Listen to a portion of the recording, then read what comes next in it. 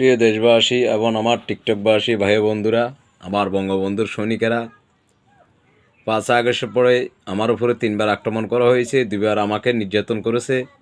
সারা social মিডিয়াতে আপনারা সবাই দেখেছেন। আমার অপরাধ কি?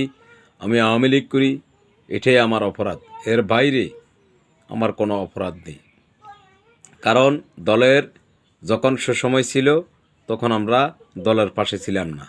যখন দলের দুঃসময় হয়েছে তখন আমরা দলের পাশে আসি, দলের জন্য প্রতিবাদ করতেছি। দেশনেত্রী শেখ হাসিনাকে বাংলাদেশে পুনরায় আবার ক্ষমতা আনার জন্য আমরা আন্দোলন করতেছি এবং পুরো 66 জেলার ভিতরে আমার এমপি মন্ত্রীদেরকে আমরা আবার বাংলাদেশের আনতে চাইতেছি। ইউনিয়ন পর্যায়ে নেতাকর্মীদেরকে আবার রাজপথে দেখার জন্য আন্দোলন করতেছি। ওয়ার্ড পর্যায়ে নেতাকর্মীদেরকে, বঙ্গবন্ধু সৈনিকদেরকে রাজপথে এগিয়ে যাওয়ার জন্য প্রতিবাদ করতেছি। তাই কিছু কিছু জিন্নাত জারাক সন্তানের বাচ্চারা আমার টিকটকে আমার আইডিটাকে ব্যান করতেছে। আমি আশা করি পুরো 66 জেলার ভিতরে আমার মুজিব সৈনিক ভাইয়েরা এবং আমার মুজিব সৈনিক বন্ধুরা আমার এই কপেল লিঙ্ক শেয়ার করে ইনশাল্লাহ আমার এই আইডিটাকে সাকসেস করে রাখবে। কারণ আমার এতটুকু আত্মবিশ্বাস আছে। এ পর্যন্ত 5 বার আমার আইডিটা ব্যান করে দিয়েছে। আমি আইডি যত বাইরে ব্যান করছে, আমি একটাই কথা বলছি, বঙ্গবন্ধু সৈনিকদের যত আইডি ব্যান করবা তাদেরকে দাবিয়ে রাখতে পারবা না।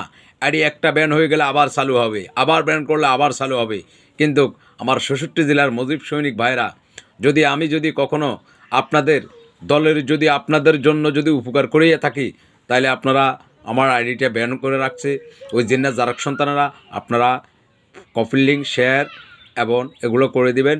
এই আশাবাদ ব্যক্ত করে আমি আমার বক্তব্য এখানে শেষ করতেছি। দেশনেত্রী শেখ হাসিনার জন্য দোয়া করবেন। রাজপথে যখন দলের থেকে নির্দেশনা আসবে সবাই ঝাঁপিয়ে পড়বেন। কারণ এক নেতার এক দেশ, বঙ্গবন্ধুর বাংলাদেশ।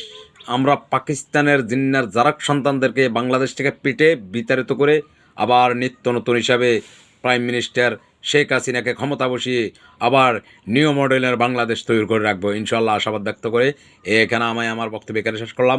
জয় বাংলা, জয় বঙ্গবন্ধু, জয় পুরো 66 জেলার মুজিব সৈনিক এবং ছাত্রলীগ যুবলীগের কাছে অভিনন্দন।